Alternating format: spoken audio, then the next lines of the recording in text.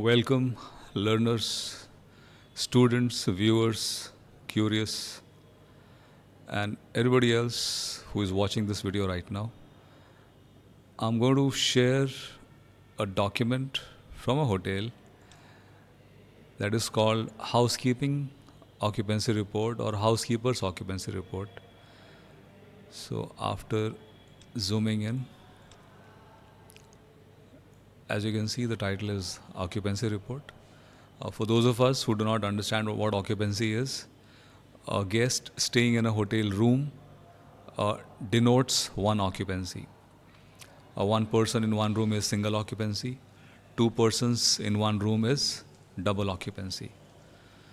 So, this occupancy report is prepared by housekeeping in the evening. After physical verification of each room, there's a process called turn down service or evening service, and this is when the groups of like supervisor and the housekeeping assistant, they all visit the rooms one by one, be it vacant, be it occupied, provide services as needed, and then after that they also note down the room status. So this sheet is, I believe, for a one particular floor, which I think is 7th floor, because all room numbers begin with 7. And I'll also request you to notice that the room numbers are not in sequence. I mean, they are in sequence, but some rooms are missing. So maybe this is the occupancy report for a single category of rooms, maybe king size rooms or suite rooms. This is my guess. I'm not very sure, because normally hotel rooms are in a sequence 1, 2, 3, 4, 5. But I noticed that some numbers are missing. For example, 24 is missing, 26 is missing, 28 is missing, 30 is missing, 32 is missing. So maybe this is like one side of the corridor. Okay, let's not waste time here. And let us look at the headings. You will see that number of guests in each room. This is like single occupancy, double occupancy, more than one. And they will write it. Let us say if it is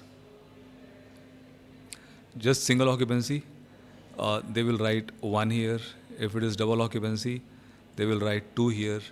And if occupancy is, let us say, 2 adults and plus 2 children, then it will be written something like 2 plus 2. And 2 adults plus 1 child will be written like 2 plus 1. So this is how the number of guests would be entered. And the code here has to be entered as well. Let us go down this document and see what is meant by codes. So we need not write occupied, available everywhere. We can simply use these codes. So if a room is occupied, we'll write O. If it is vacant, then we write available, which means it is vacant. AVL is vacant and available, ready for sale. NB is no baggage. So this code is a significant code. This denotes a scanty baggage guest or no baggage guest. And the possibility of this guest becoming a skipper is very high. And therefore, this room would be highlighted. And everybody would keep an eye on this guest. CO means a room is checkout, be it expected checkout or physically the room has been vacated by a guest recently and is not yet ready. And out of order is that the room has something not working properly and therefore it is temporarily out of order. Once it is fixed, it can be again sold. So out of order rooms are not available for sale. Then also look at the boxes here. What day was it? Whether it is, I think it is date, but it could also be Monday, Tuesday, and month of course is Jan, Feb. R is like what time this was prepared, and was it AM or PM? So the time would be mentioned here in this column. I think I'll just show it to you. Let's say hour is In fact, if you use hour, then it should be from 1 to 24. So let us say it is 6 and it is PM. So I'll take like this. And if this report is made in the morning, then we'll say something like 7 and then AM. Now this verification of physical room status can be requested by front office manager, by general manager at any moment of time, just to make sure that everything is in order and the theoretical room occupancy and actual room occupancy, they should tally, they should match. This is the purpose of this document.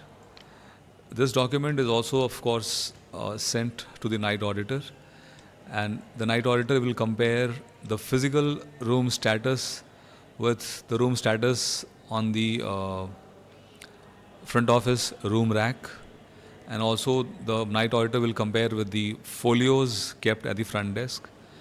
And if something is not matching, I mean the status of front office and housekeeping, if they are different, then it is called as discrepancy, and night auditor will prepare a discrepancy report that these rooms status are different for front office and housekeeping, and it needs to be verified. It needs to be checked more intensely, more closely, to ascertain as to what is the actual status and why there's a difference. Let me give some examples of this difference, why it can be different.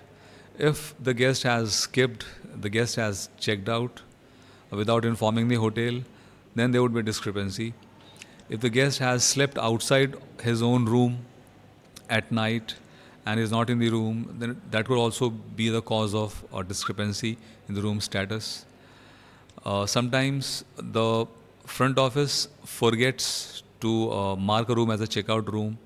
So in their status, it might show as occupied, but in reality, the guest has checked out. And housekeeping will notice that because there will be no baggage, and the room would have been vacated by the guest. So it's like to keep an eye on the use of room, and the purpose is to prevent any misuse.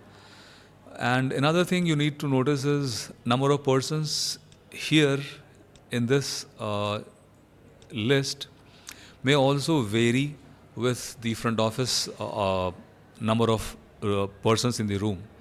So let us say number of guests here is 2, and in front office registration card or front office guest folio, it is only one person. So housekeeping says 2 persons, and front office record says 1 person. So that situation is known as undisclosed joiner. Undisclosed joiner is somebody has come to stay in the room but without the information of the hotel. So what is happening is that the guest is trying to cheat. They are not paying the extra charges that they have to pay for extra occupancy, and therefore it's a loss to the hotel, and this must be set right. So unless housekeeping is very thorough and very very observant and very careful and also very logical, the hotel stands to lose a lot of revenue by guests who are unscrupulous, who are cheats, and who try to not reveal the actual number of people staying in the hotel room. So that's all in this video. If you have any issues, any questions, don't forget to clarify through the comments below. Have a great day.